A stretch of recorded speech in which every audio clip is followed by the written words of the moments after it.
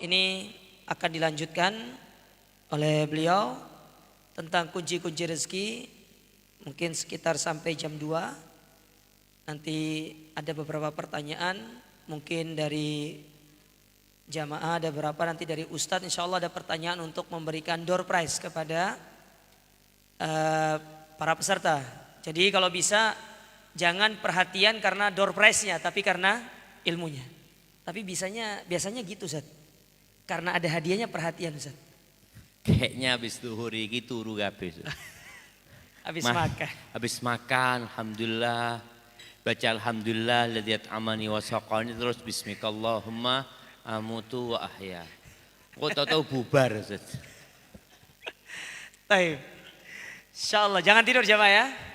Di luar ada kopi kalau pingin tidak tidur. Insyaallah ada kopi di luar. Ya. Dijamin insyaallah.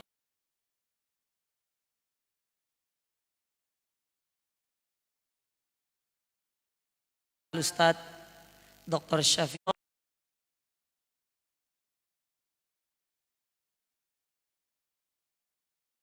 Alhamdulillah. Wassalatu wassalamu ala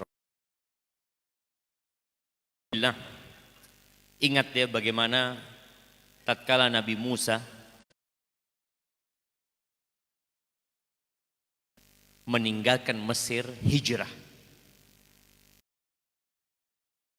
Fir'aun dan bala tentaranya. Kemudian tatkala sampai ke pantai, mereka melihat di hadapan mereka ada lautan dan tanpa air. Mereka, Fir'aun dan bala tentaranya, itu dari malam ya Bani Israel.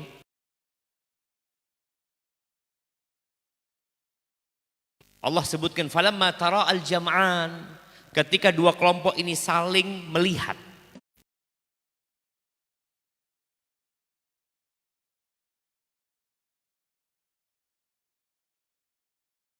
Apa kata mereka? Inna lamudrakun. Habis kita sudah. Kalau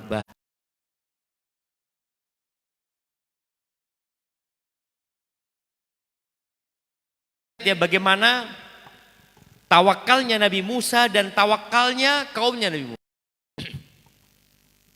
Ketika mereka melihat tidak ada solusi, mereka itu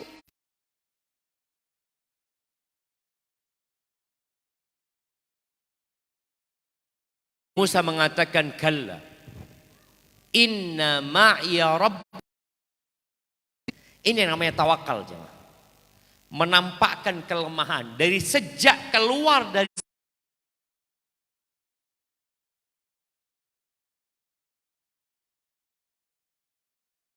Allah.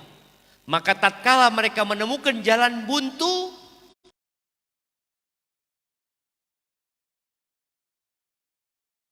katakan inna ma'iya rabbi sayahdin. Sesungguhnya bersama saya dia memberikan petunjuk kepadaku. Ini namanya tawakal.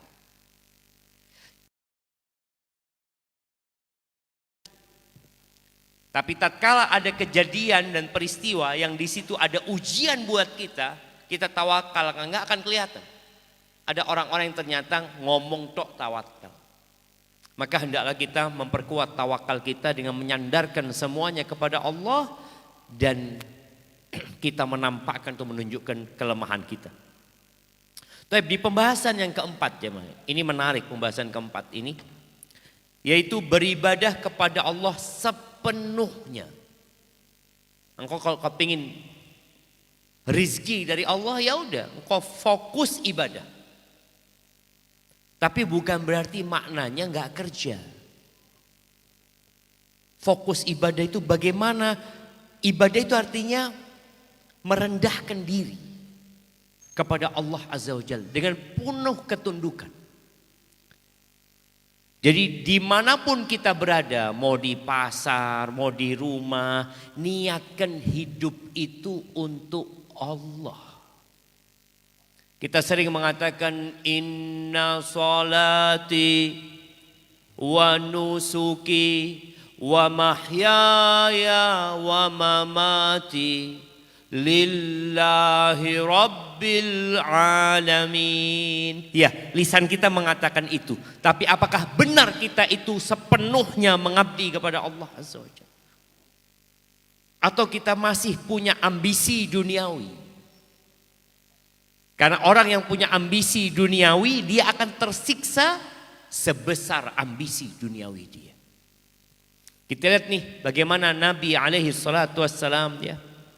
Beliau bersabda, yaqulullah. Nah, di halaman 40 ya. Innallaha ta'ala yaqul. Sesungguhnya Allah Ta'ala berfirman. Ini namanya hadis qudsi. Ya. Ana mau kasih door prize nih mumpung ketemu hadis qudsi. Sebutkan 3 perbedaan hadis qudsi sama Al-Quran. Dua-duanya sama-sama firman Allah. Yuk, hadiahnya Pak Ustadz? Hadiahnya apa panitia? Hadiahnya Umroh gratis lagi? ya sementara untuk brosur dulu. Oh, brosur ya, dulu. nanti Sementara untuk... brosur dulu Ustaz. Hah? Brosur dulu umrohnya. Menarik Ustaz, insya Allah Ustaz. Kita siapkan hadiahnya khusus untuk 4 ini insya Allah. Oke, ini satu dulu. Siap, hadiahnya Ustaz. apa? Mobil? Motor? Bisa Ustaz, tapi mungkin masih brosur juga itu Ustaz. Oke. Tafadhol jamaah.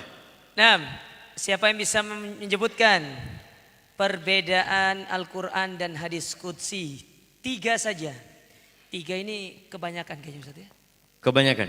2? 2. Oke, nggak apa-apa lah Ustadz ngomong 2. Fadhol, ada tadi mak-mak yang angkat tangan. Kita ini jamaah, ya tuh lihat tuh. Tuh, tolong panitia. Jadi bapak-bapaknya ini sebenarnya ngerti semua, faham Ustaz.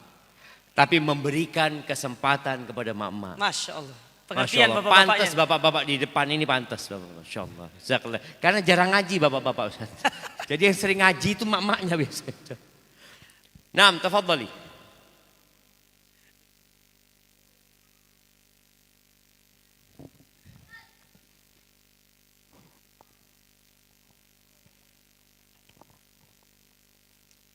Ya. Nah, silakan. Kalau Al-Quran itu diwahyukan kepada Nabi Muhammad melalui malaikat, sedangkan hadis qudsi itu diwahyukan kepada Nabi Muhammad langsung tanpa melalui malaikat, dengan melalui ilham atau mimpi. Nah, barakallahu fikum. Itu yang pertama. Yang kedua. Ada lagi ya?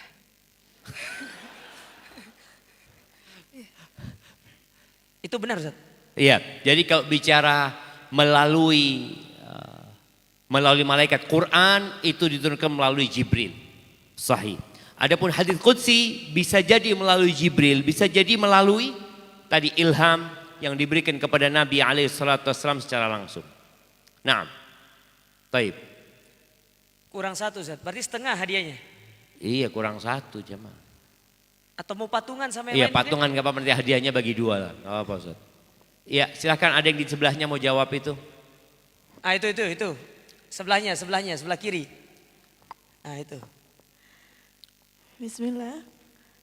Al-Quran dijanjikan untuk dijaga Allah dari kemusnahan atau perubahan, sedangkan hadis qudsi tidak. Al-Quran diturunkan secara mutawatir, sedangkan hadis qudsi tidak. Langsung diturunkan kepada Nabi Muhammad. Insya Allah. Dengar jemaah. Sebentar, kayaknya lagi marah Ustaz. Iya, kayak mungkin diulangi Mbak. Nah, Atau mungkin belum minum, mungkin Al-Quran minum dulu yang terakhir Al-Quran diriwayatkan, bukan diturunkan ya, diriwayatkan secara mutawatir. Sedangkan hadits qudsi tidak. Tidak. Nah, kemudian Yang pertama tadi? Al-Quran dijanjikan Allah untuk dijaga dari kemusnahan atau perubahan. Dijaga. Al-Quran dijaga, Dari oke, perubahan. dari segala perubahan. Naam, sahih. Dan Al-Quran itu kita diperintahkan untuk membacanya dalam sholat ya. Tapi kalau hadits qudsi, tidak boleh antum baca hadits qudsi waktu sholat maghrib gitu ya. langsung di demo sama masyarakat, nggak boleh dibaca. Nah, Ustaz. Siap kalau gitu, barakallahu fiik. Itu di antara perbedaan hadis qudsi. Dan hadis qudsi dengan Quran ini, hadis qudsi itu ada yang dhaif. Kalau Quran nggak ada. Baik, kita lihat di sini. Ini Nabi alaihissalatu wassalam mengatakan innallaha ta'ala yaqul. Sesungguhnya Allah Ta'ala berfirman. Ingat ini hadis qudsi dan bukan Quran. Ya ibna Adam, wahai anak Adam. Tafarrau li ibadati. Fokuslah untuk beribadah kepadaku. Fokus. Amla sadraka ghinan. Wa asuddu faqrak. Aku penuhi dadamu atau hatimu dengan kekayaan. Jadi ternyata kaya itu bukan dengan banyaknya harta benda jemaah. Kaya itu kaya hati. Makanya ada orang berlimpah hartanya tapi miskin. Miskin. Buktinya dia kadang-kala masih mencuri. Masih melakukan korupsi. Mungkinkah koruptor itu kaya? Pernah melihat koruptor kaya? Nah, coba angkat tangan yang pernah ketemu sama koruptor kaya. Semuanya miskin. Kenapa? Karena hatinya yang miskin. Walaupun banyak harta yang dia miliki, miskin dia. Maka di sini Allah Azza wa Jalla mengatakan, engkau fokus ibadah kepadaku, aku penuhi dadamu dengan kekayaan. Dak iri, dak dengki, ngelihat konconya ganti mobil baru, dak sakit perut dia. Antum lihat ada emak-emak ini yang kawannya bawa tas baru, langsung loroteng. Astagfirullahaladzim. Nah, kadang-kadang seperti itu. Maka kekayaan itu adalah kaya hati. Maka disebutkan di sini, aku penuhi dadamu dengan kecukupan. Wa asuddu faqraka. Adapun bicara kefakiranmu, aku penuhin. Kebutuhanmu aku penuhin. Selesai sudah. Maka yang paling enak itu orang itu yang kalau butuh apa ada. Alhamdulillah Ustaz, ana ya cukup lah.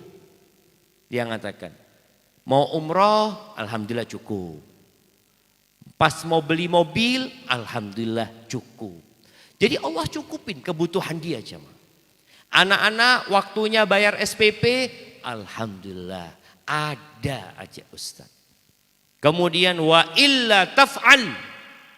Kalau engkau tidak melakukan itu, apa hukumannya?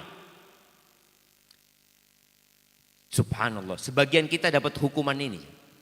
Tapi dia nggak ngerasakan.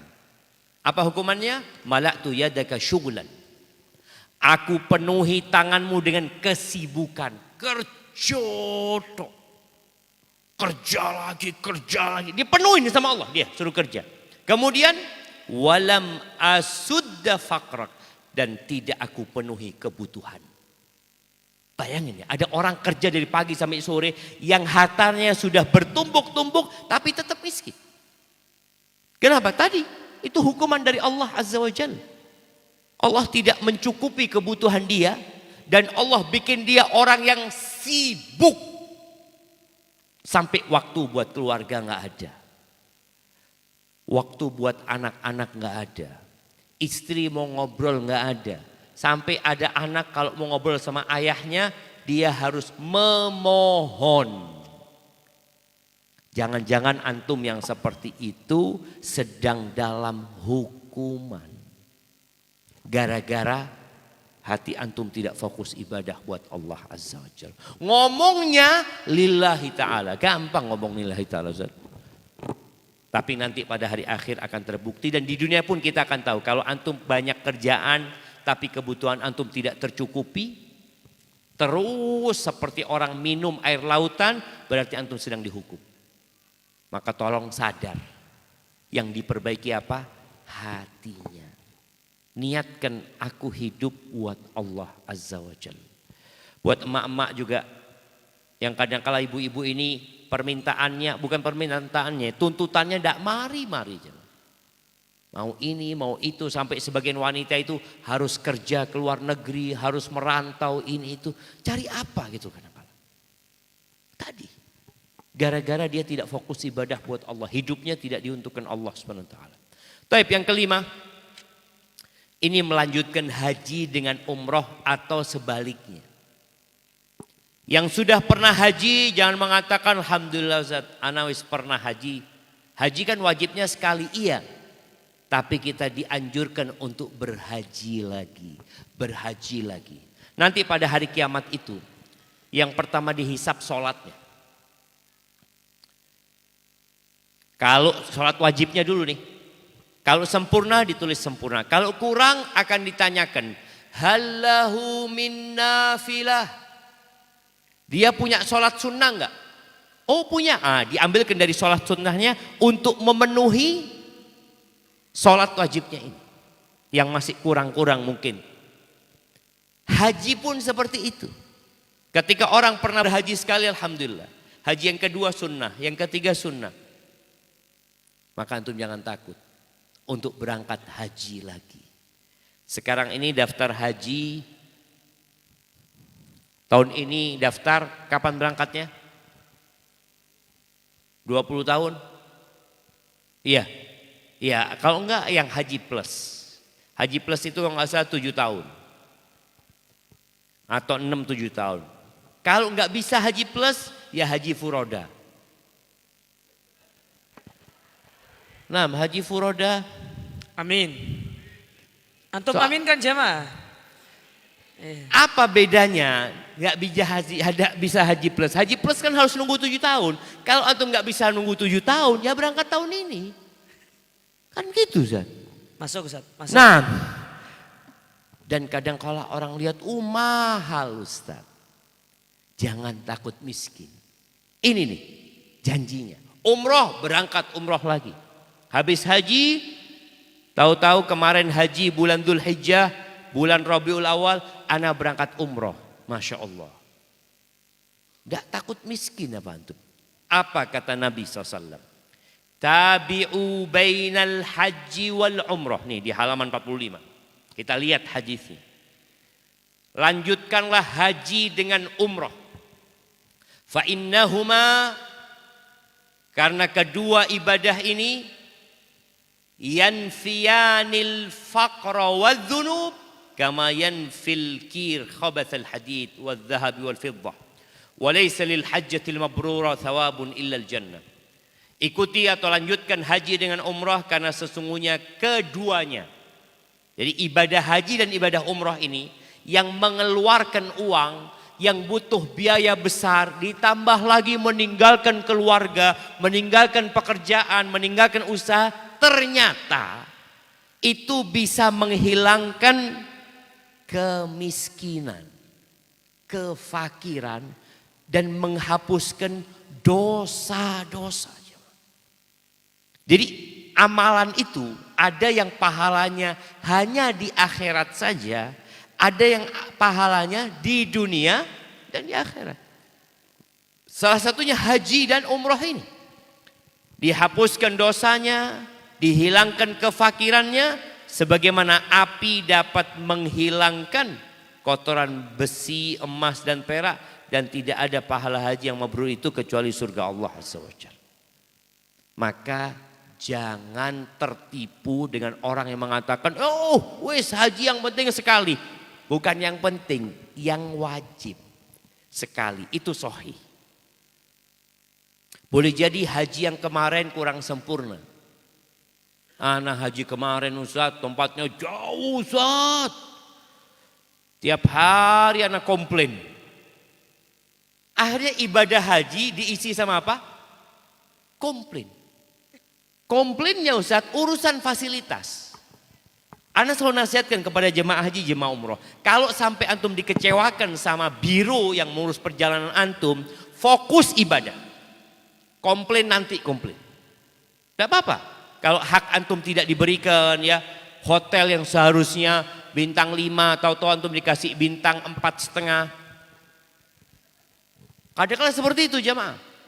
Ana pernah dapat jamaah umroh ya. Ana masih ingat kejadian itu. Waktu ana mahasiswa, Ana bimbing satu keluarga Ustaz.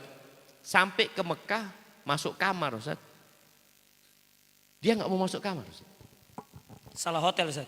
Bukan, dia ngomong, Ustaz, bukan ini yang Ana pesan Ustaz. Masya. Ana mau pulang ke Jakarta aja Ustaz. Loh, Ana ini masih pakai ihram. Masih pakai ihram, belum tawaf, belum apa jemaah. Gara-gara kecewa fasilitasnya tidak sesuai. Enggak masalah nanti antum komplain, tapi selesaikan ibadahnya. Karena tujuan antum datang itu bukan untuk tidur di hotel. Tujuan antum untuk menuju kepada Allah Azza wa Jalla. Jadi kalau ada fasilitas-fasilitas yang tidak didapatkan, antum selesaikan ibadahnya, setelah itu monggo komplain. Soalnya kadang-kala pihak travel Ustaz, ini sering Ustaz. Waktu jadi mahasiswa, jadi ada sebuah travel di Bandung itu, dia punya banyak agennya. Dia jual 27 juta, agennya jual 30 juta. Kan macam-macam paketnya, paket 27, 30. Sampai ke Medina tidak sesuai dengan paket yang dibeli. Mereka nggak mau masuk kamar nggak mau. Ana suruh nyeramain, suruh sabar ya. Biasa Ustadz kalau ceramah supaya sabar jamaahnya. Supaya travelnya ini tidak dikomplain. Ana sampaikan kepada mereka, bapak-bapak, ibu-ibu komplain tidak apa-apa. Tapi sekarang ibadah dulu. Sudah masuk kamar, fokus ibadah, ziarah ke Masjid Nabawi, ziarah ke makam Nabi SAW, komplain tetap komplain. Tapi jangan merusak ibadahnya. Tolong jangan sampai. Sayang. Dan jangan pernah takut fakir dan miskin.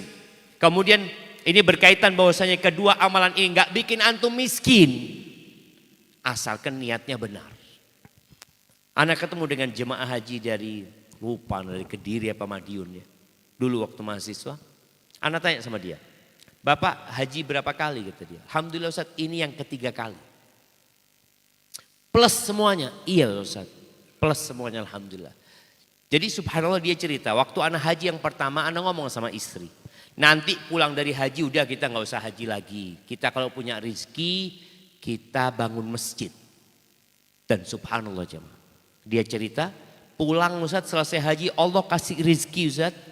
Keinginan anak sama istri bangun masjid, selesai masjidnya Allah kasih rezeki lagi.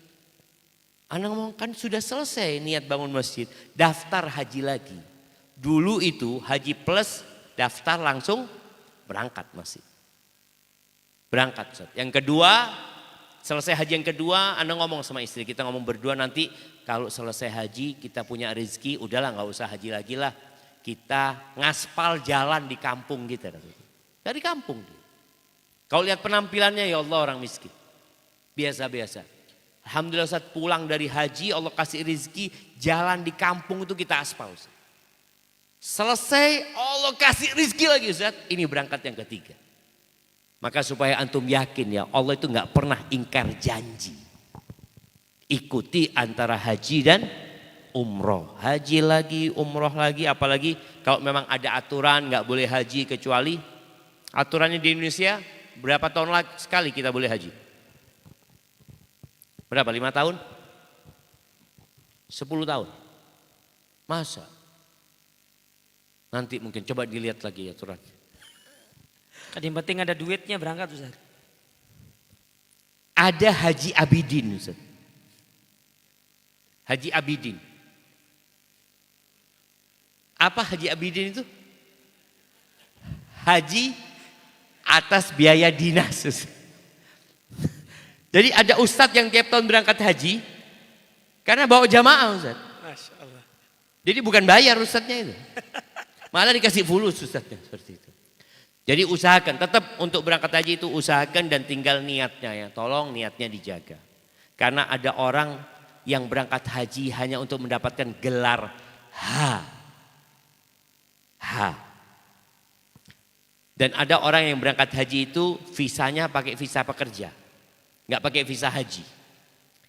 Itu kalau pulang haji hanya kecil jemaah, bukan H besar. Karena waktu ditanya di depak tidak ada Ustaz dia Ustaz. Nama dia itu tidak tercantum. Karena pakai visa apa? Pekerja. Ada yang pakai visa pekerja, ada yang pakai visa ziarah. Itu kalau berangkat ke depak tidak terdaftar hajinya. Makanya kalau dia minta gelar H, dikasih H kecil biasanya. Siapa yang ngasih gelar H ini Ustaz? Ah, itu yang mau tanya Ustaz. Mas- Tak potong dikit Ustaz ya. Iya. Kenapa kalau orang pergi haji itu dapat gelar H, kalau umroh nggak dapat gelar U Ustaz? Soalnya saingan sama Ustadz kalau kasih U. Ustaz. Oh. Kenapa nggak ada gelar S gitu Ustaz? Karena tidak bayar Ustaz. Jadi yang bayar-bayar ini ada gelarnya Ustaz.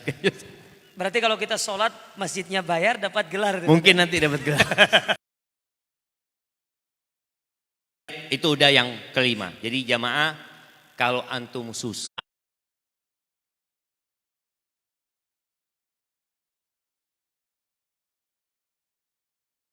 Sedang investasi. Dan Allah akan Baik, yang keenam, rahim. Ya kalau bicara silaturahim ini Masya Allah ya. Ini kalimat udah menjadi bahasa Indonesia sehingga kadangkala salah kaprah. Silaturahmi, ana ngomong antum paman ana, bah ana, sepupu ana, bukan. Silaturahmi. Makna ar-rahim adalah para kerabat dekat. Itu rahim. Al-Hafidz Ibnu Hajar berkata, ar-rahim secara umum dimaksudkan untuk para kerabat dekat. Antara mereka terdapat garis nasab. yakni keturunan. Baik berhak mewarisi atau tidak. Dan sebagian mahram sebagai mahram atau tidak. Ada pendapat lain yang mengatakan mereka adalah maharim ya. Mereka kerabat dekat yang haram dinikahi. Pendapat yang pertama lebih kuat. Jadi kalau bicara silaturahim, antum jangan banyak kawan. Ini jamaah. Kadang-kala kita banyak sohibnya. Kita sama kawan-kawan yang sudah ngaji ini Masya Allah. Sering berkunjung, sering berbagi. Tapi dengan kerabat antum, paman antum, sepupu antum, dua pupu antum gak peduli. Dan merasa enggak, anak sudah silaturahim, anak suka silaturahim. Dan alhamdulillah di masa sekarang ini silaturahim bisa lebih mudah lagi ya. Paling enggak bikin grup satu mbah. Ngerti satu mbah? Satu buyut. Satu buyut. Anak punya grup keluarga ibu sama keluarga di pihak ayah. Dan alhamdulillah Masya Allahnya. Benar-benar bersyukur ada grup itu. Kadang-kadang di grup itu ada salah satu yang kena musibah. Mereka mengumpulkan donasi. Ini cara yang elegan ya. Mengumpulkan donasi dengan cara bikin grup baru. Yang keluarga yang terkena musibah gak ikut di sana. Karena perasaan kan kalau dia ngumpulkan donasi untuk fulan ya. Dia bikin grup. Setelah selesai dibubarkan grup ini. Bergabung lagi sama grup itu. Itu silaturahim. Gak ada alasan tidak silaturahim ya. Apa dalilnya?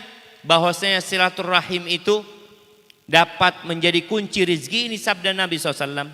Man sarrahu ayyubsatalahu fi rizqihi. Wa ayyun sa'alahu fi athari falyasil rahim.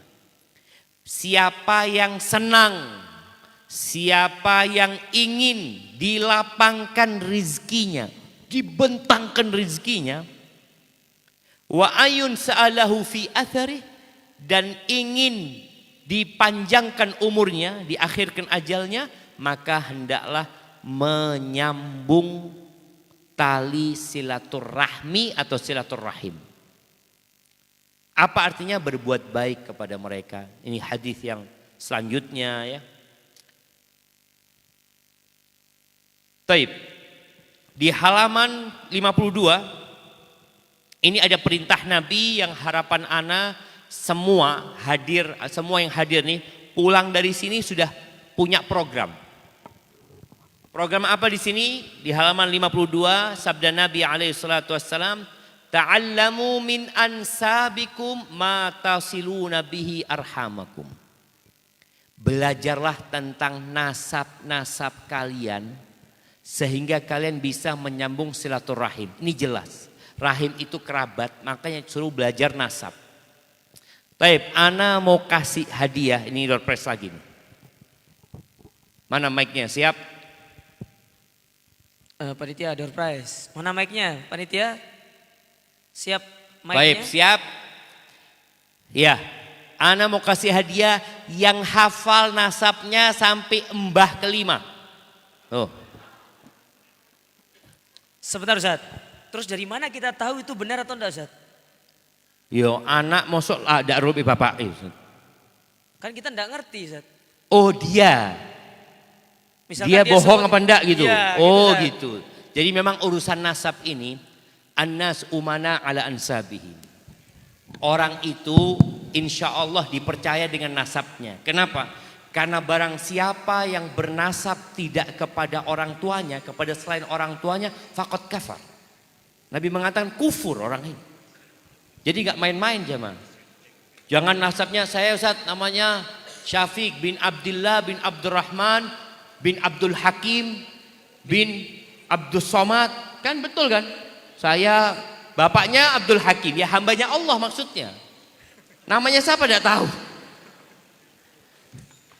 Baik, yuk tafadhol. Yang hafal sampai mbah kelima.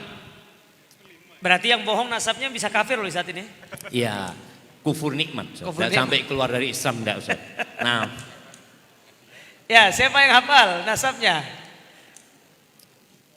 Keto enggak. tuh ada yang angkat tangan. Di tengah. Ada. Ada yang angkat tangan Ah, ya? Itu. Oh, Masya Allah, yuk.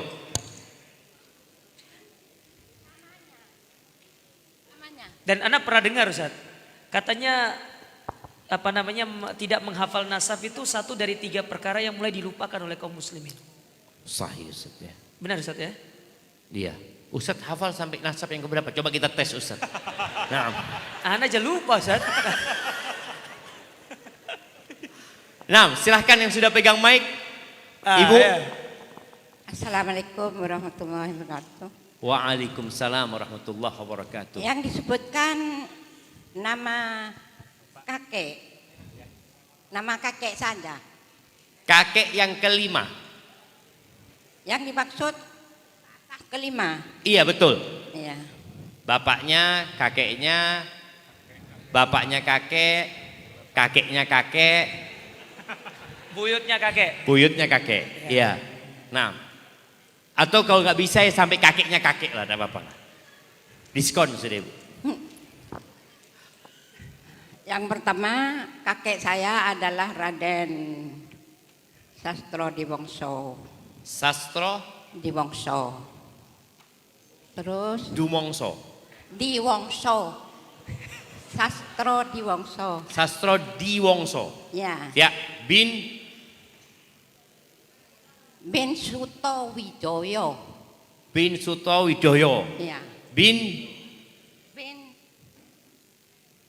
Asmoro Wijoyo. Asmoro Wijoyo. Widoyo, insyaallah. Tambah satu lagi bisa Ibu? Bin terakhir Bu. Ben Noto Wijoyo. Noto Widoyo. Keren ini Zat. Kasih kirim hadiahnya. Bungkus. Terima kasih. Bungkus Hadiahnya. langsung hadiahnya. Assalamualaikum warahmatullahi wabarakatuh. Waalaikumsalam warahmatullahi wabarakatuh. Monggo, Pak hadiahnya Jaya, diberikan. Pak Jaya bisa. Coba aja. Enggak, insya Allah udah benar. Insya Allah benar. Jadi ini satu hal yang sangat asing ya buat kita ya. Orang bisa ngafal nasabnya sampai kakek kelima itu, tapi harapan Anda tadi antum tulis. Kalau nggak ketemu, nanti pulang tanyakan ke bapaknya. Tanyakan ke mbahnya. Kalau mbahnya sudah mati, tanyakan kepada saudaranya mbahnya yang masih hidup ya. Supaya terkumpul. Tujuannya apa? Nih hadis Nabi SAW. Matasiluna bihi arhamakum. Agar kalian bisa silaturahim. Itu tujuannya. Kemudian di sini lanjutan hadis ini, fa inna silaturrahim mahabbatun fil ahl. Silaturrahim itu adalah sebab adanya kecintaan terhadap keluarga. Musarratun fil mal.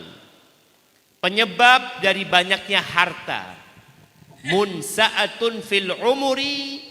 dan bertambahnya usia.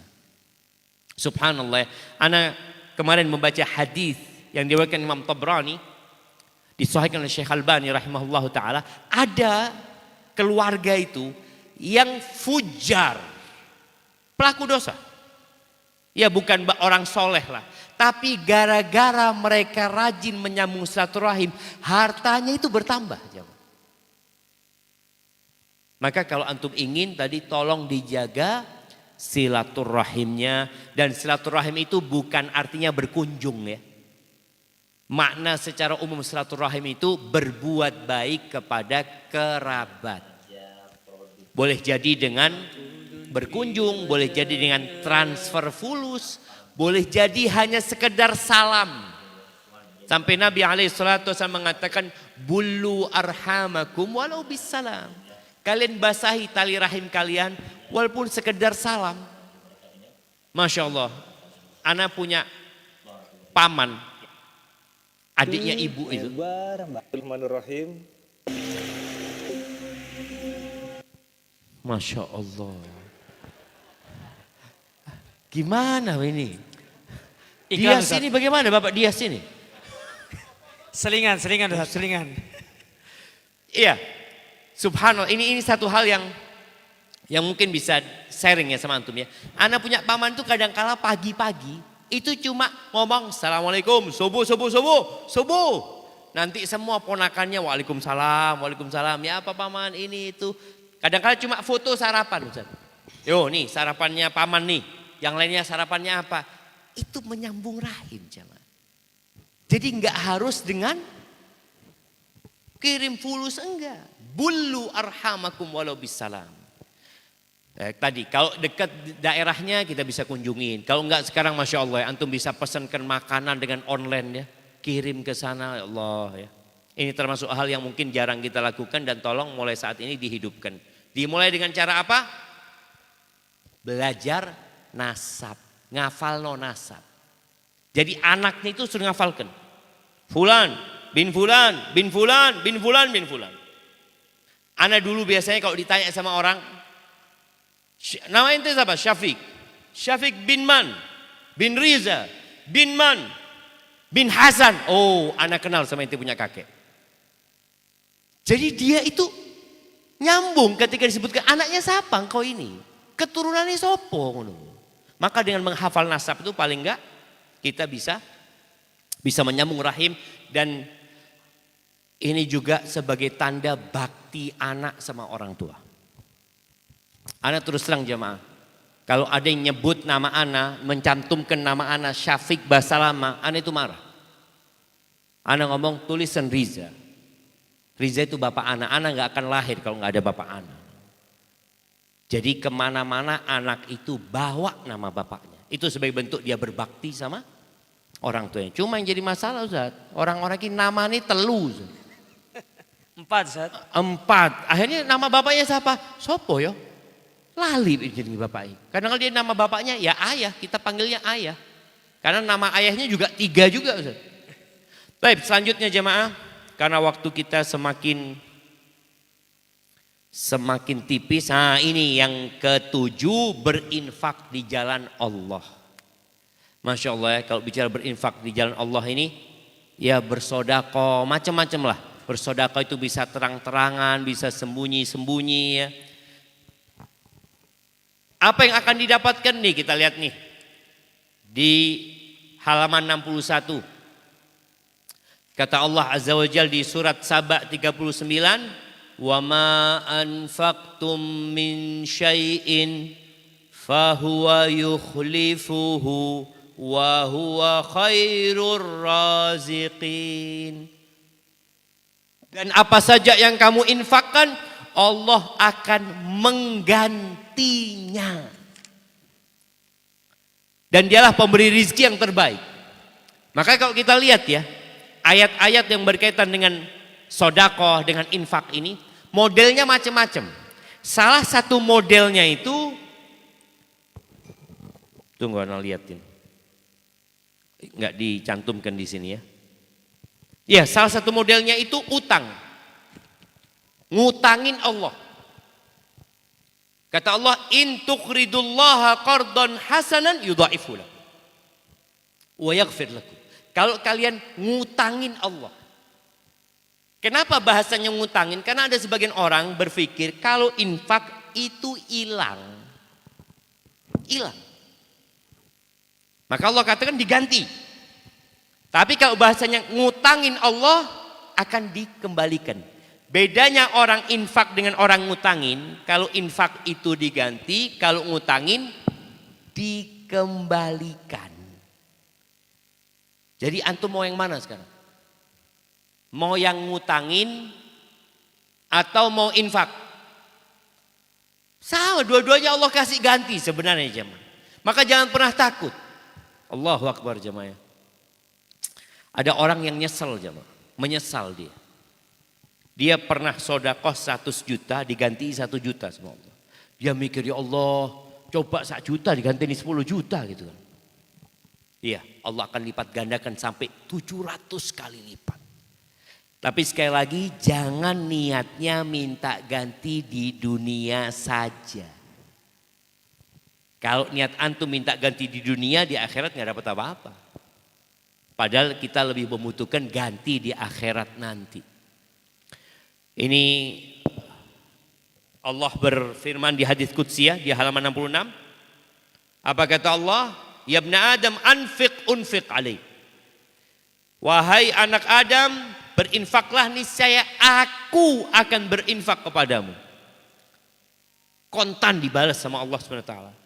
Kemudian adanya 2 malaikat yang tiap pagi yang berdoa, Allahumma a'ti mumsika a'ti munfiqan khalafan. Nih di halaman 67 ya. Ya Allah, berikan kepada orang yang rajin berinfak ganti. Dan berikan kepada orang yang pelit kebinasaan di hartanya. Jadi ada orang pelit hartanya banyak tapi nggak barokah. Susah hidup dia dengan harta itu. Tapi ini juga di halaman 69 ya, kita bisa lihat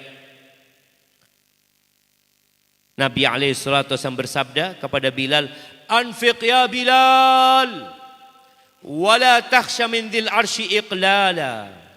Berinfaklah wahai Bilal, jangan takut dipersedikit hartamu oleh zat yang memiliki arsy. Kenapa engkau takut?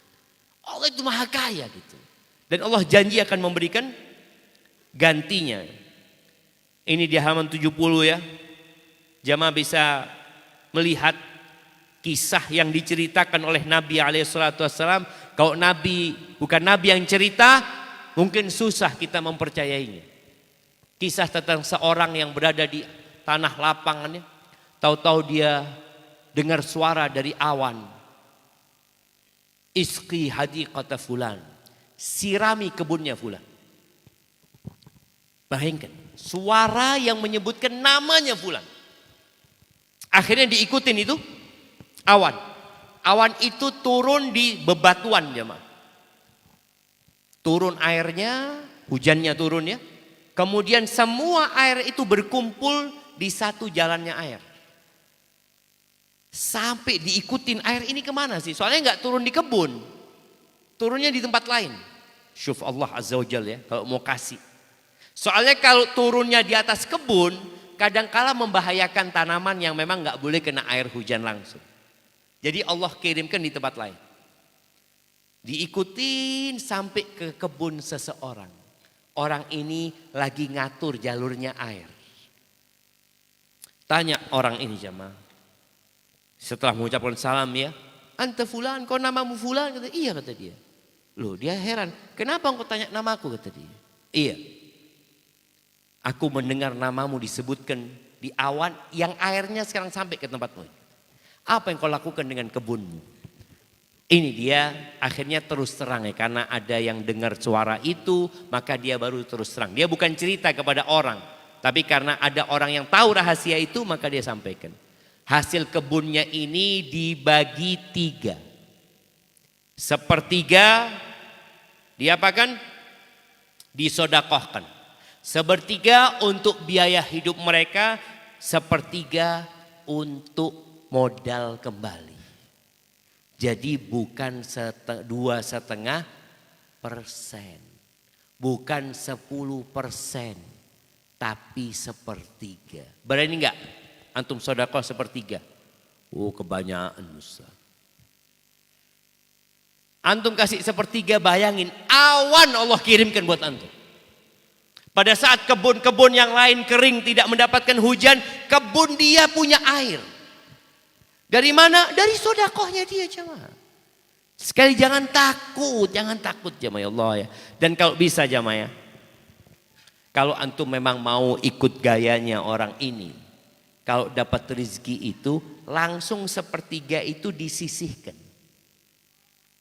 Sepertiga iki gaya sedekah. Antum mau sedekah itu ringan sekali. Kenapa? Karena memang ini buat sedekah ini. Fadhol dibagikan. Tapi kalau uang yang mau disedekahkan masih kumpul sama harta kita, berat. Dan mudah-mudahan dengan kita banyak sedekah, Allah berikan rezeki kepada kita. Kemudian zat yang ke-9. Masih ada waktu, Zat? Baik, berbuat baik kepada orang-orang lemah. Nih jemaah, kadangkala kita itu merasa orang lemah ini nyusahkan kita. Kita ngelihat ada ini yatim, ini janda, ini fulana seperti ini. Orang-orang susah ini, antum merasa berat untuk membantu mereka. Padahal mereka kunci rezeki antum. Ini kata Nabi SAW. Hal tunsaruna wa turzakuna illa bidu'afaikum. Bukankah kalian ditolong sama Allah, diberi rizki lantaran orang-orang lemah di antara kalian? Jadi kalau antum ada salah satu keluarga yang miskin, yang susah hidupnya, atau tetangga yang mereka dalam tanda kutip sering ngerepotin antum, minta tolong sama antum, antum berbaik sangka sama mereka. Insya Allah ini orang-orang kunci rizkinya Anda. Sehingga orang kalau berbaik sangka sama Allah, insya Allah tadi rizkinya ditambah dan hidupnya berkah. Oh, nomor berapa yang belum? Loncat Zat. Yang ke-8. Yang ke-8. Halaman berapa jemaah?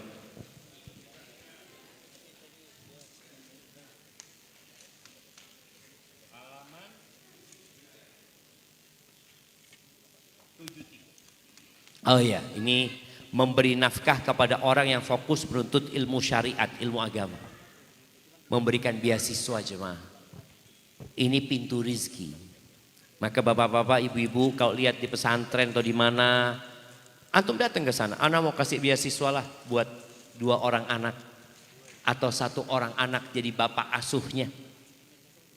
Ini yang kata Nabi SAW, ini hadisnya Masya Allah ya. Kana akhwani ala ahdi Rasulillah sallallahu alaihi wasallam. Fakana ahaduhuma ya'ti an-nabiyya sallallahu alaihi wasallam wal akharu yahtarif. Di masa Nabi SAW ada 2 orang bersaudara. Yang seorang dari keduanya fokus ngaji sama Nabi SAW. Datang ke Nabi, belajar sama Nabi SAW. Yang satu fokus bekerja. Fasyakal muhtarif akhahu ila Nabi SAW. Akhirnya yang bekerja ini merasa kerepotan. Iki saudaraku kok enak dewe gitu ya. Aku yang bekerja cari uang, aku membiayai dia. Sedangkan dia fokus belajar ilmu. Apa kata Nabi SAW? La'allaka turzaqu bihi. Boleh jadi engkau dapat rezeki itu dengan sebab dia. Dan ini juga buat orang tua ya. Kita di masa yang banyak kecemasan ya. Banyak kekhawatiran dengan masa depan. Kadang-kala orang-orang itu fokus, bukan fokus ya, berusaha untuk mengasuransikan dirinya, mengasuransikan anaknya, istrinya, semua diasuransikan. Kalau engkau mau asuransi, salah satunya dengan membiayai mereka. Engkau punya anak 3, saya mau biayai 3 orang anak sekolah agama. Insya Allah itu juga akan menjaga anak-anak kita. Insya Allah rizkinya akan dimudahkan sama Allah SWT. Taib. Kemudian yang ke-10 hijrah. Ini orang kalau hijrah biasanya susah. Ana dulu enak hidupnya Ustaz. Sampai ada satu orang mengatakan ana ini miskin gara-gara Ustaz. Gitu. Loh kok iso? Iya gara-gara anak dengar kajiannya Ustadz, akhirnya anak tinggalkan semua, susah hidup anak. Iya. Tapi di balik itu ada pintu-pintu rezeki yang banyak sekali. Karena orang yang hijrah nggak langsung seneng hidupnya. Sebagaimana sahabat Nabi radhiyallahu taala anhum, mereka ketika hijrah sebagian tidur di masjid. Sebagian bahkan kehilangan istrinya, kehilangan keluarganya, kehilangan rumahnya, nggak punya apa-apa. Tapi tatkala dia membuktikan keseriusan hijrahnya, Allah mudahkan. Nih, apa dalilnya? Dalilnya firman Allah Azza wa Jalla di surat An-Nisa ya. Barang waman yuhajir fi sabilillah yajid fil ardi muragaman katsiran wasa'a. Barang siapa berhijrah jalan Allah, niscaya mereka mendapati di muka bumi ini tempat hijrah yang luas dan rizki yang banyak. Hanya saja kita perlu bersabar menunggu hal itu. Jangan terburu-buru. Karena ada orang yang hijrah, kemudian dia balik lagi ke masa lalunya gara-gara susah. Gak sabar Ustaz. Gak sabar. Barakallahu fiik. Mungkin itu Ustaz yang bisa dikaji pada kesempatan kali ini. Masya Allah. Fadhal Ustaz. Masya Allah. Jazakumullah khair Ustaz atas pemaparan yang ini sudah sangat detail ya para jamaah sekalian. Kayaknya para pesertanya sudah ngantuk Ustaz. Ya, habis makan sudah bismikallahumma amut. Ana lihat yang VIP ini sebagian sudah merem tadi. Ana lihat Ustaz. Jadi kayaknya kameranya itu sesekali harus ke jamaah mana? Sekarang gini Ustaz, Kamera itu sesekali ke jamaah dilihat yang tidur mana gitu kan? Masya Allah. Untuk menghilangkan ngantuk Ustaz. Oh iya, Ya, kan kalau dilihat kamera loh, aku melbu. Mungkin TV. Mungkin antum mau mungkin ada challenge atau apa Ustaz, mau pijit-pijitan. Masya mungkin, Allah. kan? Fadhal Ustaz, suruh pijit-pijitkan jamaah Ustaz. Ya, tapi para jamaah sekalian, demikian tadi pemaparan dari guru kita, Ustadz Dr. Syafiq Reza Basalama terkait kunci-kunci rezeki. Tadi disebutkan ada 10 ya kunci-kunci rezeki dan insya Allah itu sudah ada di dalam buku yang antum pegang. Dan kita punya waktu insya Allah beberapa menit ke depan ini. Kita mungkin awali dari pertanyaan dari beliau dulu supaya antum tidak ngantuk. Antum tanya dulu Ustaz. Mungkin siapa yang mau jawab berkaitan dengan materi Ustaz. Ada berapa hadiah? Masih ada door prize, insya Allah Ustaz. Oh, masih. 3 lagi insya Allah masih ada. Masih lumayan Ustaz. Masya Allah. Masih Kita- ada? Ada 5. Ada lumayan ya? Lumayan Ustaz. Sampai mungkin Ustaz ngantuk nggak apa-apa Ustaz. Kita masih Sampai banyak. Ustaz ngantuk nggak apa-apa Ustaz katanya. ngantuk. Anak ngantuk sebenarnya Ustaz. Tuh ada Ustaz. Baik. Ini kita mulai dari mama atau bapak-bapaknya Ustaz? Mama. Ya, mama Kita dulu. mulai dari mama. Mama itu sebenarnya semangat belajar Ustaz. Masya Allah. Terus terang kalau lihat kajian di mana-mana mak-mak, bapak-bapak itu biasanya fadhol. Berangkat sudah. Karena ilmunya sudah lebih banyak ya. Baik. Siapa yang bisa menyebutkan mak-mak nih 7 kunci rizki tanpa baca? Yo. Fadhol. Ayo mic-nya taruh ke sana. Ayo, Tanpa baca. Mic-nya. Yang mana? Yang mana duluan ini? Ya, Panitia. Yang mana duluan itu? yang tengah. Oke.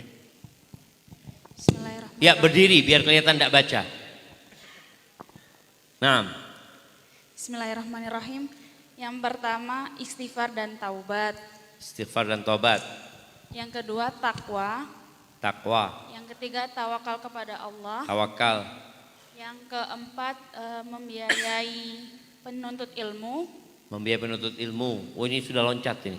Nah, tidak apa-apa. Kemudian Tidak apa-apa, tidak harus urut. Ustaz. Yang kelima, beribadah kepada Allah sepenuhnya. fokus. Ya, fokus. Iya, seutuhnya yang kelima. Yang keenam, Berbuat baik kepada orang miskin. berbuat baik kepada orang miskin. Nah, Yang terakhir menyambung iya tidak tali- apa-apa 6 sudah. 6. Baik, 4-nya kita kasihkan ke bapak-bapak karena kita tahu kualitas ilmunya beda. Kalau ibu-ibu kita kasih 6, bapak-bapak 4 tanpa baca. Yang belum disebutkan ya. Sisanya Nah. berarti. Yang belum disebutkan. Ya itu ada angkat tangan di surah. Masya Allah. Siapa? Kasih mic-nya. Berarti antum sebutkan 10 ya. 6 tambah 4.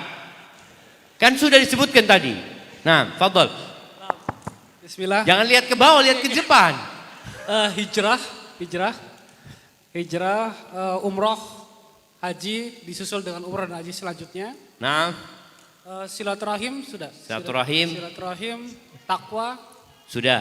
sudah. 4. Takwa, ibadah, Fokus ibadah fokus 5. ibadah, 5. Semuanya Ustaz 10 ya? Loh sama kan sudah 6 udah disebutin. Antum cuma 4 sebenarnya. Itu sudah 5 tadi Ustaz. Yo ini 5 sama yang tadi 3 di sana. Oh, infak Ustaz. Infak. Infak. Terus silaturahim. Silaturahim lagi. Sudah mulai diredak, Zat. Iya, nah. Istighfar Istighfar sudah. dan tadi. tobat belum. Tadi disebutkan itu, enggak Oh iya, apa-apa. istighfar, tobat, Iya. takwa, tawakal, ibadah, Nah, haji, oh umroh. semuanya sudah. Bismillah, kasih hadiahnya. Baik, barakallahu fikum. Wafik barakallah. Baik, Masya Allah. Jadi gini panitia, nanti yang boleh keluar yang bisa jawab 10 itu. Oke, Jadi siap, di pintu antum tanya. Kalau nggak bisa masuk lagi. Siap Ustaz. Nah, Siap. barakallahu fikum. Berarti tolong dikunci yang lain pintunya itu. Baik, kita pindah ke tanya jawab dulu Ustaz ya.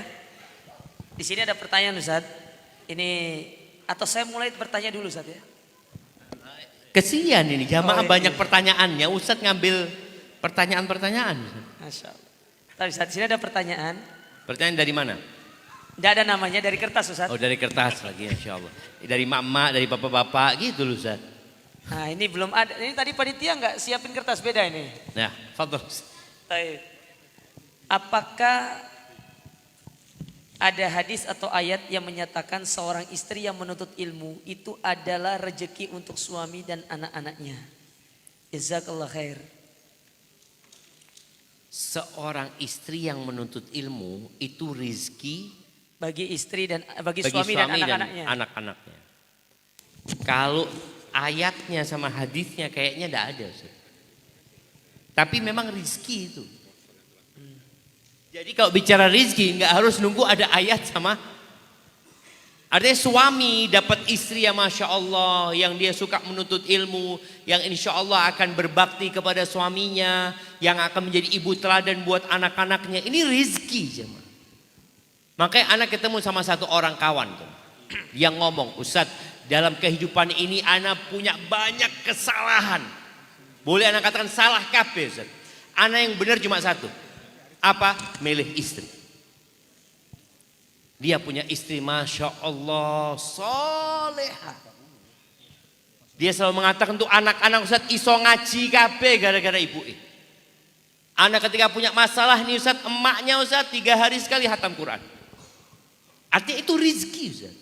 Jadi ketika seorang suami dapat istri yang penuntut ilmu, terus bisa ngajarin anak-anaknya, lalu dia berbakti sama suaminya, itu rizki. Cuma kadang-kadang ada perempuan yang menuntut ilmu sebagai seorang istri, dia lupa sama kewajibannya sebagai seorang istri. Sampai ada juga jamaah yang komplain Ustaz, ya apa Ustaz ini kan? Anak punya harim Ustaz ya. Senin, Selasa, Rebu, Kemis, Jumat kajian, Sabtu kajian, Ahad kajian. Anak di oma dewean Ustaz. Kajian. Jadi kadangkala dia itu sampai lupa dengan kewajibannya. Panitia jadi panitia lagi. So, sekali-kali mak-mak ini jadi panitia ngurus pengajian suaminya. Suaminya disediakan kursi, meja, mic, fadhol suamiku. Aku jadi jamaahnya. Biar suaminya yang ceramah sekali-kali. Itu mungkin bisa dipraktekkan Ustaz. Bisa Ustaz ya? Iya. Tapi kalau istrinya lebih alim gimana Ustaz? Kan istrinya ngoreksi nanti. Oh, Iya.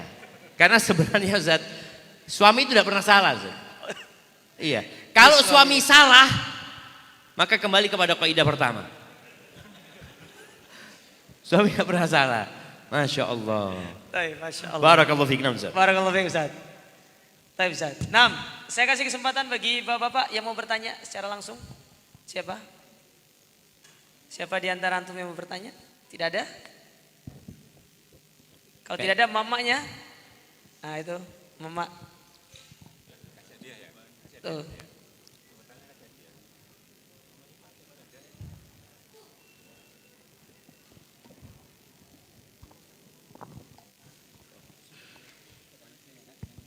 Assalamualaikum Ustadz. Waalaikumsalam warahmatullahi wabarakatuh. Ini saya bukan emak-emak sih sebenarnya. Tapi Bukan saya mau emak-emak, tanya. Ustaz. Belum jadi emak. Iya. Iya. Menuju jadi emak insyaallah. Iya. Naam, tafadhali. Jadi ini kan temanya tentang rezeki ya. Dan Ustadz tadi kan udah bilang kalau rezeki yang paling bawah itu adalah uang. Nah, saya mau bertanya. Jadi saya ini baru bekerja di suatu perusahaan, saya lulusan baru dan beberapa kali di tempat kerja saya itu suka membungkus uang gitu, Ustadz, yang mana bisa dikatakan sebagai korupsi lah kayak gitu. Sebagai apa? Korupsi uang gitu, uang kantor gitu. Nah, dan oknum yang melakukan ini itu seringnya membuat uang-uang ini tuh dibagikan ke para teman-teman kerjanya gitu, Ustadz. Yang mau Diberikan kepada pekerjanya. Iya. Sebagai Biasanya secara ini buat uang apa gitu, kayak bahasanya itu diperhalus gitu, Ustadz. Ini uang ada rezeki kayak gitu, atau biasanya itu kita diajak makan keluar kayak gitu, Ustadz. itu uang dari mana asalnya? Jadi kalau misalnya ada event di perusahaan itu kan pasti menggunakan uang perusahaan, Ustadz gitu. Nah, dia itu mengambil uang itu dari uang event itu, mengadang-adakan sesuatu hal yang sebenarnya nggak ada, tapi uang itu nanti kan muncul tuh dari perusahaan untuk dia bawa dan dibagikan gitu. Biar nggak semata-mata dia yang makan doang, jadi rekan-rekan kerjanya itu dikasih gitu, Ustadz. Kayak gitu. Sumber uangnya itu halal apa enggak? Halal. Oke, sumbernya halal. Perusahaan ini halal. Oke, perusahaannya halal. Kemudian uang itu kan masuk ke perusahaan. Iya. Enggak? Oh, uang itu untuk acara-acara event, entah itu senang-senang atau untuk Jadi memang uang itu dikeluarkan untuk pegawai semuanya, untuk senang-senang mereka lah. atau acara-acara untuk stakeholder dan semacamnya lah. Siap. Gitu, Ustadz. Nah, terus saya ini posisinya anak baru gitu kan, Ustadz ya. Dengan adanya itu sebenarnya saya kayak kaget dan juga bingung harus seperti apa gitu. Ketika diperupakan makanan yang saya misalnya diajak keluar juga, itu mungkin saya akan lebih mudah untuk menolak gitu kan, Ustadz ya. Tapi ketika saya udah dibagikan satu-satu gitu, kira-kira apa yang harus saya lakukan atas uang yang dibagikan ke saya itu juga itu, Ustadz. Apakah saya halal untuk mensodakohkannya atau menginfakannya gitu, atau seperti apa gitu. Karena ingin rasanya kayak saya menolak, tapi itu akan membuat mungkin banyak mudaratnya buat saya. Yang pertama, kenapa ditolak? Oh, maksudnya ditolak. Jadi gini, maksudnya Suaranya ini soalnya kurang jelas gitu ya. Ustadz jelas? Kurang jelas. Kurang kan? jelas. Nah, Jadi maaf, saya ulangi lagi. didekatkan mic-nya ya. Iya. Jadi ketika oknum di kantor saya ini membungkus uang korupsi, jadi agar tidak semata-mata hanya dia yang bisa menikmati uang tersebut, dia itu membagikan uang hasil korupsinya itu tadi itu ke Berarti rekan-rekan uang kerja. ini uang nggak halal ya? Iya. Uang nggak halal, siap. Maksudnya kalau sumbernya dia kan minta dari perusahaan kan hasil usaha halal gitu, Ustadz, maksud saya. Cuman Siap. kan dia memintanya kan memalsukan satu hal gitu, biar dia dapat untuk dirinya, padahal ngomongnya bukan buat dirinya kayak gitu kan, Ustadz. Siap. Nah, waktu dibagi-bagi itu, ketika diajak makan gitu, dengan menggunakan uang itu, mungkin saya bisa menolak untuk nggak ikut makan entah pura-pura Iya. apa gitu kan. Ustadz. Kalau dikasih uang cash, Nah, bagaimana itu. sikapnya? Iya, begitu Ustadz. Nah, barakallahu fikum. Terima kasih Ustadz. Dapat Ustaz. Insya Allah dapat Ustaz ya. Jadi begini, berkaitan dengan uang halal haram ini, ada uang yang haram dari sisi zatnya. Dari sisi zatnya itu yang pertama seperti babi, minum homer ya. Atau yang kedua barang itu milik orang. Barang milik orang ini nggak akan pernah jadi halal buat kita. Diberikan kepada kita nggak akan pernah jadi halal. Jadi orang ngambil handphonenya orang, ngambil uangnya orang, kemudian diberikan kepada kita itu tetap haram. Tapi ada uang yang transaksinya itu saling ridho, tapi haram. Artinya haram itu seperti contohnya judi. Kan orang main judi saling ridho kan, kalah. Atau riba, orang itu saling ridho. Antum utang 1 juta bayar 1,5 juta, iya tidak apa-apa. Apabila transaksinya itu saling ridho, tapi transaksinya itu tidak halal, kemudian uang itu diberikan kepada kita, buat kita halal. Contohnya ada orang bekerja di tempat yang, boleh saja tadi tempatnya itu melakukan riba ya atau tempat judi. Dia bekerja di na'udzubillah mungkin seorang pelacur ya. Kemudian pelacur ini bawa duitnya belanja di tempat kita. Boleh nggak kita ambil duit itu sebagai alat transaksi? Boleh. Model seperti itu. Tapi kalau ternyata dia ini ngambil miliknya orang, itu nggak boleh. Jadi kembali kepada tadi uang itu. Kalau ternyata uang itu adalah milik orang yang kemudian diberikan kepada kita, maka nggak boleh kita menikmatinya. Kalau bicara bagaimana cara kita menolaknya, kalau memang dikasih uang itu, ya udah kita berikan kepada orang bukan niat sodakoh, tapi niat melepaskan diri dari dosa. Kalau kita bisa kembalikan ke perusahaannya yang memiliki, umpamanya, kita kembalikan. Kita tahu ini milik perusahaan, ya sudah, Anda kembalikan ke perusahaan, kita beli kertas kek, kita beli pewangi kek, atau apa. Jadi uang itu dikembalikan ke pemiliknya. Hadza wallahu a'lam bissawab. Nah. Baik, barakallahu fikum Ustaz.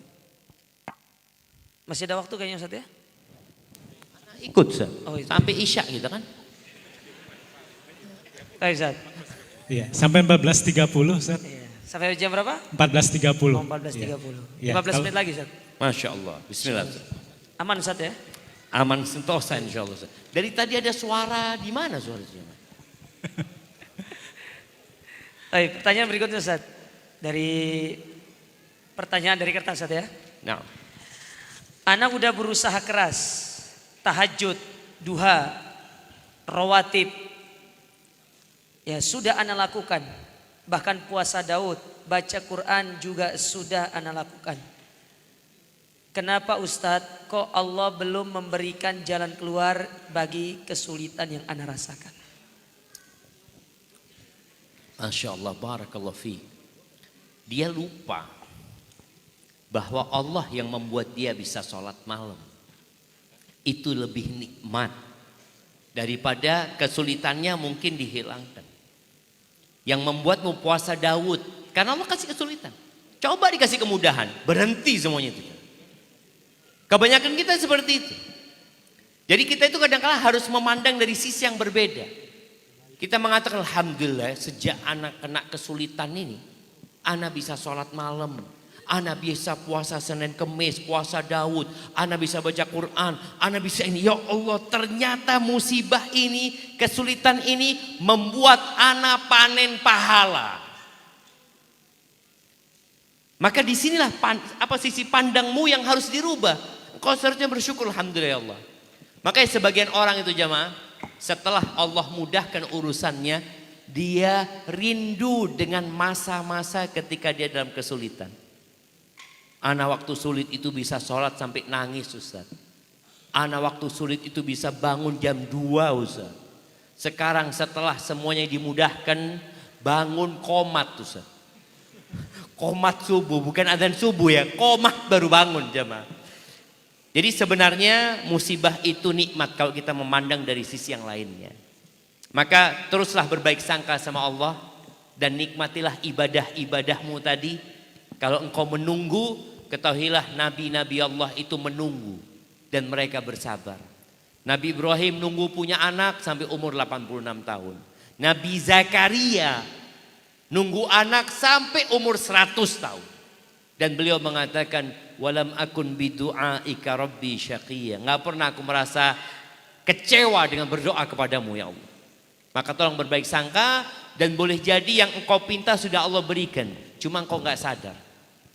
Boleh jadi engkau dikasih sehat sama Allah. Engkau memang punya kesulitan, tapi alhamdulillah kedua matamu masih sehat, kedua telingamu masih sehat, lisanmu bisa berbicara. Ada orang yang buta, tuli, bisu, cacat, dan engkau diberi kenikmatan sama Allah. Maka selalu bersyukur kepada Allah bahwa nikmat Allah itu banyak ya. Hadza wallahu a'lam bissawab. Na'am. Baik, barakallahu fikum, Masya Allah. Semoga yang bertanya bisa mengambil hikmah dari jawaban beliau. Ada yang mau bertanya secara langsung? Iya, baik Ustaz, sebelum bertanya, saya akan sampaikan ucapan terima kasih terlebih dahulu jazakallahu khairan kepada seluruh vendor yang telah memberikan sponsornya di sini, yang berikan hadiah door prize yang akan diterima oleh para peserta, terutama dari LGR, dari Nacita, dari FRB, dari Azhro, Sisesa, Sopisop, Kosaki, WLD, YNF Surabaya, dan Violeta ya. Baik. Tepat Ustaz, dilanjutkan. Oke. Taib. Siapa tadi yang bertanya? Ibu-ibu belakang? Monggo, yang di belakang monggo. panitia. Mic-nya. Kalau bisa singkat, jelas, padat ya. Mengingat waktu sangat terbatas. Bismillahirrahmanirrahim. Ya. Mohon izin Ustadz bertanya, sehubungan dengan grup yang keluarga yang disebutkan Ustadz, ada di grup keluarga itu tapi isinya itu tentang politik, tentang agama tapi yang gak benar gitu. Itu gimana kita menyikapinya sebaiknya Ustadz? Apa? Grup keluarga Ustaz. Oh, grup keluarga. Iya, kadang kan di dalam grup keluarga itu ada yang share politik, ada yang share ilmu agama tapi Itu. gak benar. Sikap. Mauqif kita gimana sih? Nah, Masya Allah jamaah. Ya, kita ketika berada di grup keluarga ini macam-macam keluarga kita. Anak ini bukan keluarga, dimasukkan ke grup alumni SD. Ya. Ketika anak mau dimasukkan, sepupu anak itu ngomong, engkau betul mau dimasukkan kata dia, nggak apa-apa lah. Isinya ini banyak yang tidak berguna. Ya Bismillah lah. Artinya, dan ketika anak masuk betul, isinya itu banyak yang nggak manfaat. Apa sikap kita? Berusaha untuk menjadi nahla dan nakhla. Berusaha untuk menjadi nahla pakai kha. Kata Nabi SAW, al-mu'min kan nakhla. Orang beriman itu seperti pohon kurma. Dimanapun dia berada, dia tegak. Maka berusaha untuk tetap teguh dengan pendiriannya, tidak berubah-ubah. Yang kedua seperti nahla. Nahla pakai hak itu artinya lebah. Yang Nabi SAW menyebutkan mukmin itu seperti lebah. Dia dimanapun akan ambil yang baik. Ketika dia harus berada di tempat itu, dia berusaha untuk mengambil yang baik dan memberikan yang baik tanpa membuat kerusakan di tempat itu. Maka tatkala memang ada banyak hal, banyak kemungkaran di sana, kalau kita tidak bisa menghilangkan kemungkaran, paling tidak mengurangi kemungkaran. Artinya keberadaan kita di sana bisa ngurangin. Daripada kita keluar amburadul grup itu nanti umumnya. Paling tidak kita bisa share sesuatu ya. Dan buat teman-teman ya, dakwah itu ada fikihnya. Kadang-kadang sebagian orang melihat di situ ada 10 kemungkaran, dia mau merubah semua kemungkaran itu, jangan satu-satu. Ketika mereka terima ini baru lanjut yang kedua, ketiga, keempat, dan ada proses. Oleh karena itu Nabi SAW ketika nyuruh Mu'ad berdakwah ke Yaman, Kata Nabi SAW, yang pertama dakwain mereka kepada tauhid. Fa inhum ajabu kalidzalik. Kalau mereka merespon, nerima, baru yang kedua. Fa'alimhum annallaha aftarada 'alaihim khamsa salawat. Kasih tahu mereka Allah mewajibkan salat 5 waktu. Kalau mereka sudah terima, baru yang ketiga. Kita ini kadang-kadang enggak jemaah. Kalau mau merubah kemungkaran, ya sama keluarga, afonnya di sini ada 17 kemungkaran. Yang pertama 1, 2, 3, enggak kayak gitu. Jadi pelan-pelan sambil didoakan keluarga kita. Sambil didoakan. Dan kadang-kadang kalau ada hal-hal yang kurang bermanfaat, anak takut Ustaz, terpengaruh hati anak, enggak usah dibaca. Enggak usah dibuka. Karena di grup itu ada yang hanya melihat, ada yang enggak pernah dibuka juga grupnya jemaah. Tapi keberadaan kita di sana paling enggak menunjukkan kita masih bersama keluarga kita. Hadza wallahu a'lam bissawab. Na'am. Baik, barakallahu fikum Ustaz, Masya Allah atas jawabannya. Ana yang bertanya Ustaz, boleh Ustaz? Ustaz, itu banyak pertanyaan Ustaz gak diwoco Ustaz. Ustaz yang tanya malah Ustaz. Nanti antum tanya sama Ana berdua Ustaz. Curhat semua Ustaz. Ya. Di sini ada pertanyaan Ustaz. Apa benar istri tidak mendapat pahala dari sedekah harta suami? Jika istri tidak bekerja, bagaimana cara istri itu bersedekah? Masya Allah, ini sangat berkaitan dengan tema kita yang tadi kita bicara sodakoh ya. Berinfak itu termasuk pintu rizki. Bagaimana dengan istri yang tidak bekerja? Istri yang hanya hidup dari pemberian suami. Ingat, pintu sodakoh itu banyak sekali. Tabassumuka fi wajhi akhika sodakoh. Senyummu untuk saudaramu sodakoh. Bahkan urusan ranjang itu kata Nabi SAW, wa fi bud'i ahadikum sodakoh. Seorang itu mendatangi istrinya, istri melayani suaminya, itu sodakoh. Jadi emak-emak yang mungkin gak punya fulus, ya udah sodakoh sama suaminya. Sampai sahabat heran, ya Rasulullah, ayati ahaduna syahwatahu wa yakunu lahu fiha ajr. Gimana orang menyalurkan syahwatnya dapat pahala itu gimana kok bisa seperti itu? Apa kata Nabi SAW? Ara'aitum law wada'aha fi haramin akana alaihi wizr.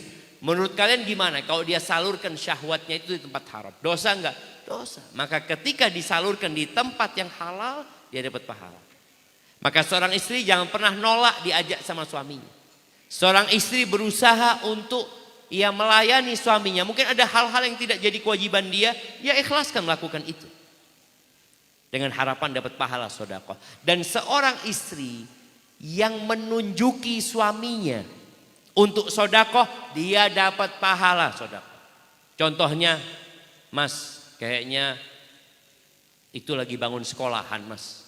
Kalau punya rezeki, bagilah sama mereka. Suami berbagi, istri dapat pahala. Jadi pinter-pinter nyuruh suaminya sedekah. Insya Allah dapat pahala sedekah suaminya. Bolehkah istri sedekah dengan uang suami? Boleh nggak ibu-ibu? Uangnya suami. Boleh kalau diizinkan sama suami. Kalau tidak diizinkan tidak boleh. Barakallahu fikum. Nah, insyaallah. Ini saya ingin menyambung aspirasi ibu-ibu, Ustaz. Katanya itu harta suami itu milik istri juga, Ustaz. Jadi kan kalau mau sedekah tinggal langsung sedekah. Itu gimana? Iya, betul. Harta suami itu milik istri kalau suaminya mati, Ustaz. Istri dapat 1/8 kalau punya anak. Betul, Ustaz, sahih. Sahih, Ustaz, ya? Tapi nunggu suaminya mati dulu berarti. Mati 1/8 dapat punya istri. Tapi kalau umpamanya suaminya masih hidup, ya harta suami milik suami. Hanya saja Ustaz, suami punya kewajiban memberikan nafkah. Ketika suami tidak memberikan nafkah yang cukup kepada istrinya, padahal suaminya mampu, ini istri boleh ngambil harta suami tanpa sepengetahuan suaminya. Kalau suaminya bakhil. Jadi hartanya istri milik istri, hartanya suami milik suami. Milik istri katanya, Ustaz. Iya kalau mati tadi. Dapat 1/8 istri. Kalau nggak punya anak dapat seperempat. Seperempat. Jadi tolong ibu-ibu nanti akan ada hisab ya di hari kiamat ya. Jangan sampai ngambil uangnya suami tanpa izin suami kecuali suaminya ridho. Kadang-kala suami Masya Allah ya. Suami ke kamar mandi istri langsung buka dompetnya. Nah boleh enggak? Kalau suaminya pelit Ustaz ya. Kalau suaminya membolehkan faktor. Dan biasanya suami sudah pinter jemaah. Jangan ditaruh di dompet itu sudah sedikit sama dia sudah disimpan di mana. Karena dia tahu istrinya bakal ngelihat nanti ini. Kalau istri buka dompet suami mau naruh uang enggak apa-apa. Iya Ustaz. Ada istri yang Masya Allah dia ngelihat dompet suaminya tinggal 10.000. Dia tambahin 200.000 Masya Allah. Tapi jarang kayaknya Ustaz. Jangan suudzon Ustaz. Banyak yang baik-baik di belakang Ustaz. Barakallah. Tuh ibu-ibu, sudah dengar ibu-ibu? Berarti harta suami milik suami. Ya, milik istri. Kenapa? Ini loh ibu-ibu ya kita harus pahami ya. Seorang suami itu punya kewajiban berbakti sama orang tuanya. Memberikan nafkah kepada orang tuanya. Sehingga harta dia, kadang-kadang ada suami, ini nasihat Anda juga pada suami. Jangan semua duitnya dikasihkan ke istri. Ketika engkau mau ngasih orang tua. Jadi sebelum dikasihkan ke istri, ambil dulu yang buat orang tua. Soalnya kalau sudah dikasihkan ke istri, engkau ngambil dari istri, ya kadang-kala perasaan dia gitu. Oh buat ibu lagi, buat bapak lagi. Kapan ibuku, kapan bapakku, kadang-kala seperti itu. Kesian, ini dalam mereka menjaga hatinya istri. Ya udah sebelum kau kasihkan ke istri ini buat engkau sudah engkau taruh 1 juta mau ngasih ibu, mau ngasih ponaan, mau ngasih kakak ini itu. Jadi istri juga nggak tahu. Soalnya kadang-kala orang tua itu perasaan. Kalau engkau ngasih orang tua istri harus tahu orang tua itu perasaan. Kadang-kala istri itu keceplosan. Kan kemarin sudah dikasih. Itu menyakitin hati orang tua kita. Maka tolong berusaha untuk menjaga hati istri dan menjaga hati keluarga yang lainnya. Hadza wallahu a'lam. Barakallahu fikum Ustaz. Pertanyaan terakhir Ustaz. Masya Allah. Ya, Terakhir Ustaz ya. Insyaallah aman Ustaz. Siap. Ini kayaknya dari ibu-ibu yang bertanya Ustaz. Di sini ada pertanyaan, apakah yang lebih didahulukan oleh seorang istri tatkala ingin membantu suami yang tercinta? Yaitu dengan membantunya bekerja atau menguatkannya dengan doa dari rumah saja. Yang kedua Ustaz, menjanjikan pelunasan hutang dengan gaji bulanan, apakah itu termasuk tawakal kepada gaji? Nah, Ustaz mohon izin Ustaz sebelum dijawab Tafadhal. ada Nah. pengumuman untuk yang teman-teman yang sudah mengisi form dari Yayasan Daud Fitro, kami mohon perkenannya untuk diserahkan kepada panitia dan juga yang mungkin yang ikut dari lelang juga untuk bisa diserahkan kepada panitia. Nanti dijemput silahkan ya diserahkan nanti oleh panitia nanti diambil. Monggo. Oke, silakan Ustaz. Taib. Saya ulangi lagi pertanyaan Ustaz. Apakah yang lebih didahulukan oleh seorang istri tatkala ingin membantu suaminya yang tercinta? Yaitu dengan membantunya bekerja atau menguatkannya dengan doa saja dari rumah? ya ini dulu ya. Ini dulu Ustaz. Jadi yang pertama tadi kita sudah belajar 10 hal ya. Membantu suami dengan 10 hal. Bukan hanya doa. Membantu suami dengan menumbuhkan ketakwakalan di diri suami dan diri dia. Ketakwaan kepada Allah, memperbanyak istighfar ya, bersedekah, kemudian berangkat haji umroh, membantu fakir miskin. Bantu suami dengan itu. Ketika engkau punya waktu, dalam artian ana Ustaz punya waktu, dan mungkin ana masih belum punya momongan dan ana kepingin bekerja, usahakan yang kedua bekerja dari rumah.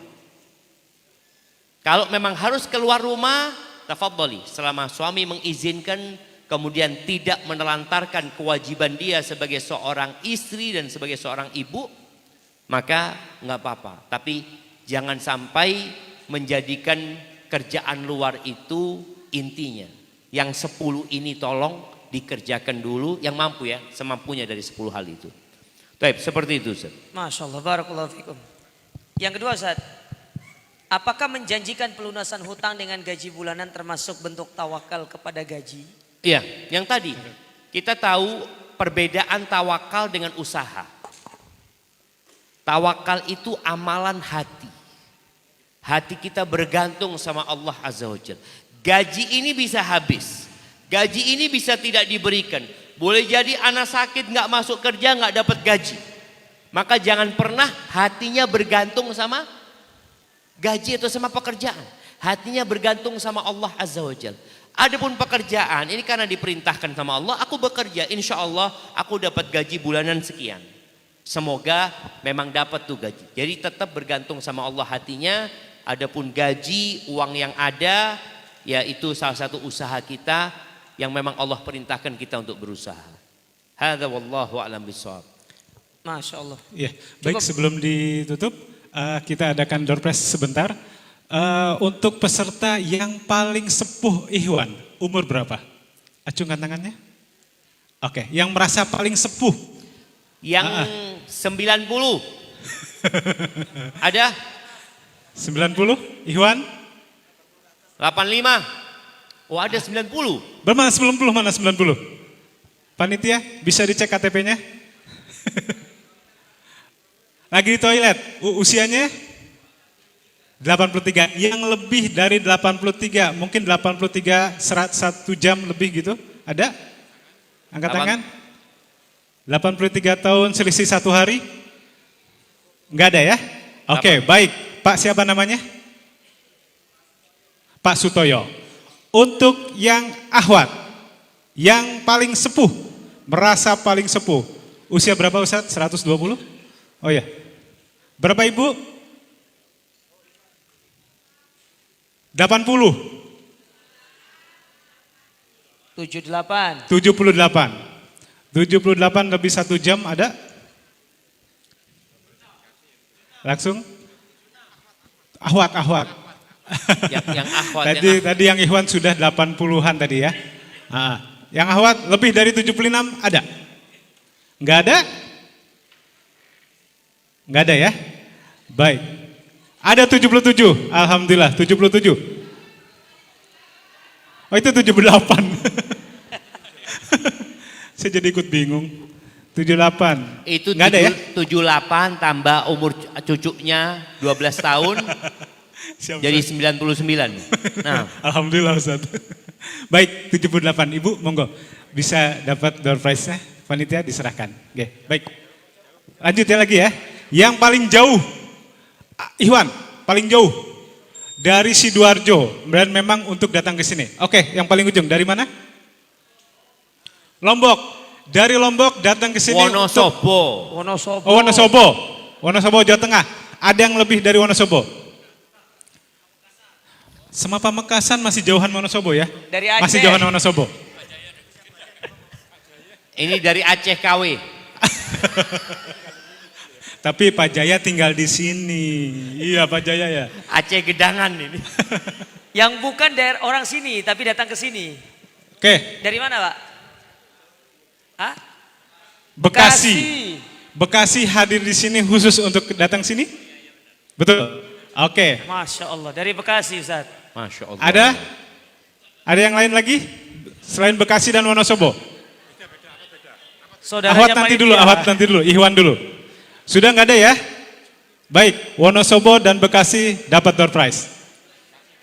Oke, kasih 2.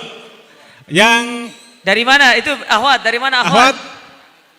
Dari Jember Pak. Jember. Lain Ustaz. Nih antum gak dari mana Ahwat, dari mana? Makassar itu memang datang ke sini atau tinggal di Sidoarjo tapi KTP Makassar. Dari Makassar langsung. Siap. 1. Yang lainnya yang lebih jauh dari Makassar.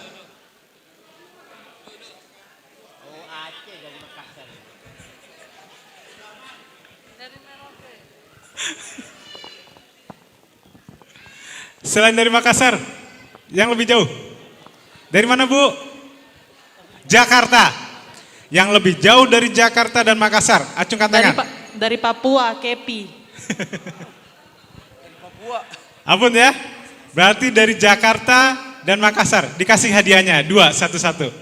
Oke. Baik, kemudian saya lanjutkan sebelum ditutup oleh Ustadz Gema. Pengumuman untuk yang mendapatkan door prize yang hadir pertama kali peserta di sini yaitu Bapak Abdan. Ada Bapak Abdan?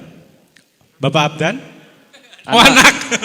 Tak pikir Bapak Ustadz. Anak-anak. Mas Abdan dapat dapat hadiah dan juga dengan Ibu Mistihara.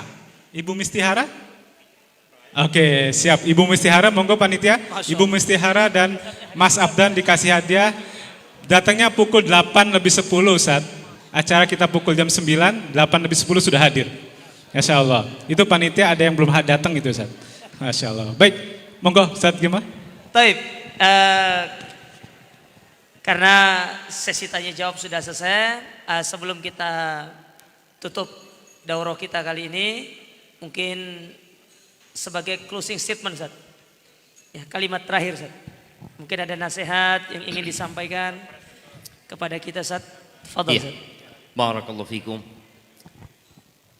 Rasul sallallahu alaihi wasallam bersabda, "Ad-dunya sijnul mu'min wa jannatul kafir." Beliau alaihi salatu wasallam mengatakan dunia ini penjara buat orang-orang beriman dan surga buat orang-orang kafir. Jadi dalam perjalanan mengais rizki, maka tolong engkau tahu engkau sedang dalam penjara. Ada aturan yang harus diikutin. Ada halal haram. Maka belajarlah sebelum engkau melangkah dalam mengais rizki. Selain 10 hal yang tadi kita bicara, belajarlah. Kira-kira yang aku kerjakan halal apa enggak? Hasilnya boleh atau tidak? Kenapa? Karena kita di penjara. Dan daging mana saja yang tumbuh dari yang haram, neraka tempatnya. Adapun orang kafir bebas mereka. Surga buat mereka dunia ini. Mereka mau ngerjakan apa saja nggak ada aturan buat mereka. Karena mereka sudah melakukan dosa yang paling besar yaitu kekufuran dan kesyirikan. Maka terus belajar dan jangan melangkah kecuali sudah punya ilmu dulu. Dan senantiasa berbaik sangka sama Allah Azza wa Jal.